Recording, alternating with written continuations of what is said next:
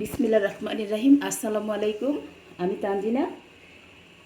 আপনি যেখান থেকে আমার ভিডিও দেখছেন, দেশ বা বিদেশে, সবাইকে আমার চ্যানেল থেকে স্বাগতম। দেখতে দেখতে শীত চলে আসছে। শীতের একটা জনপ্রিয় পিঠা হচ্ছে ভাপা পিঠা। শীতের সকালে ধোয়া ওঠা ভাপা পিঠা সবার পছন্দের। এই ভাপা পিঠা ঝামেলাহীনভাবে বাসায় কীভাবে তৈরি করতে পারবেন আজকের ভিডিওতে বুঝে যাবেন। পিঠাগুলো বানাতে একদম ইজি। প্রতিটা পিঠা কিন্তু 1 মিনিটে তৈরি করা যাবে। আর কথা না বাড়িয়ে চলুন পিঠাগুলো তৈরি করতে থাকি। আমি এখানে ভাপা পিঠা বানানোর জন্য 1 কেজি ভিজা চালের গুঁড়া নিয়েছি। ভাপা পিঠা বানানোর জন্য সবথেকে ভালো হয় ভিজা চালের গুঁড়া। তারপর নিয়েছি এখানে খেজুর গুড়। আপনারা চাইলে আখের গুড় নিতে পারেন, তবে খেজুর গুড় দিয়ে পিঠা বানালে পিঠার স্বাদ দ্বিগুণ বেড়ে যায়। আর নিলাম নারকেল কুড়ানো। এই হলো ভাপা পিঠার উপকরণ। যে চালের গুঁড়াটা নিয়েছিলাম এটার উপরে স্বাদ মতো লবণ দিয়ে দিচ্ছি। আর অল্প অল্প পানি দিয়ে গুঁড়াটা তৈরি করে নিচ্ছি।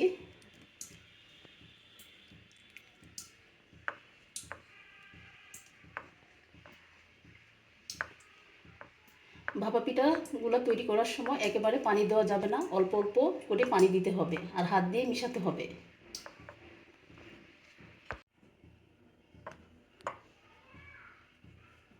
মাখাতে মাখাতে এই গুঁড়াটা কিন্তু এখন হাত দিয়ে চাপ দিলে অনেকটা মুঠোর মতো হয়ে যাচ্ছে আর ভাঙলে ঝরঝরে হয়ে পড়ে যাচ্ছে।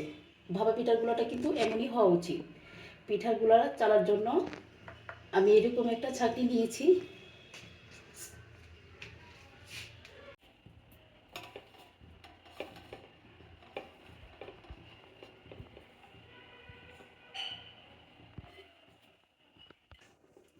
এরকম ছাঁকনি অবশ্যই আপনাদের কাছে আছে। তো আমার এখানে সবগুলো চালা হয়ে যাচ্ছে।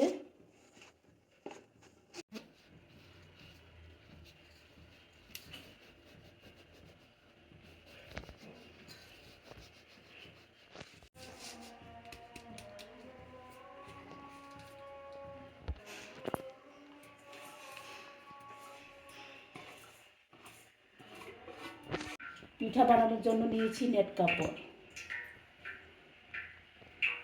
আর এটাতে ছোট বাটি। এই বাটি কিন্তু বাজারে কিনতে পাওয়া যায়। তারপর এই বাটির মাঝে প্রথমে যে গুঁড়িটা চেড়েছিলাম হালকা হাতে ভরে নিতে হবে, একদম ঠেসে ঠেসে ভরা যাবে না। তারপর উপরে দিয়ে দিচ্ছি নারকেল কুড়ানো।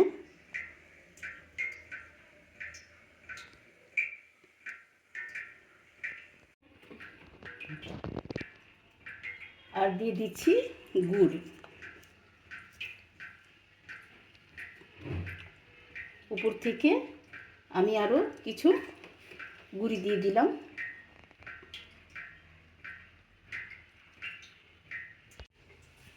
আর চুলায় এই ভাপা পিঠার পাতিল বসিয়ে দিলাম। এই ভাপা পিঠার পাতিলগুলো বাজারে কিন্তু কিনতে পাওয়া যায়। আর পরিমাণ মতো পানি আমি দিয়েছি এই পাতিলে। পানিটা আপনারা এইভাবে দিবেন।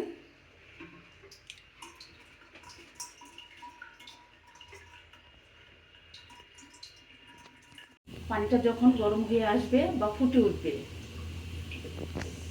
যে পিঠাটা বাটিতে নিয়েছিলাম ওইটা হচ্ছে নেট কাপড়ে পেঁচিয়ে খুব সুন্দর করে পাতিলের মুখে বসিয়ে দিতে হবে। বিসমিল্লাহ।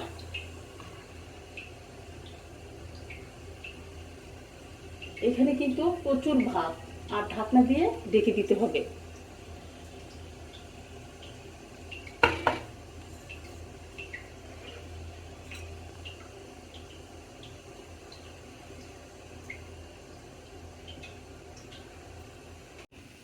এতটা ভাপ থাকার কারণে এই পিঠাটা 1 মিনিটে হয়ে যাবে। তো 1 মিনিট হয়ে গেছে আর আমার পিঠা কিন্তু খুব সুন্দরভাবে হয়ে গেছে।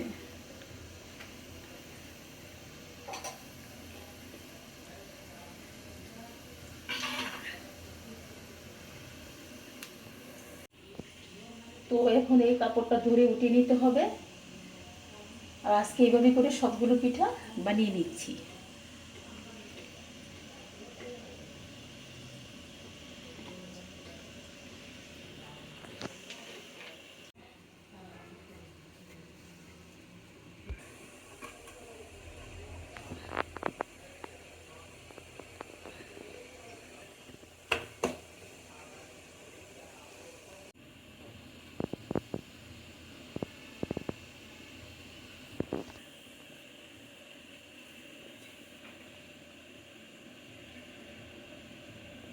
সব পিঠা বানানো শেষ, এখন পরিবেশন করার পালা। আশা করছি আজকে এই সহজ পদ্ধতি সবার কাছে ভালো লেগেছে। তো আরও নতুন নতুন ভিডিও পেতে আমার চ্যানেলটিকে সাবস্ক্রাইব করে নেবেন। আর সবাই অনেক ভালো থাকবেন, সুস্থ থাকবেন, নিরাপদ থাকবেন। খোদা হাফেজ।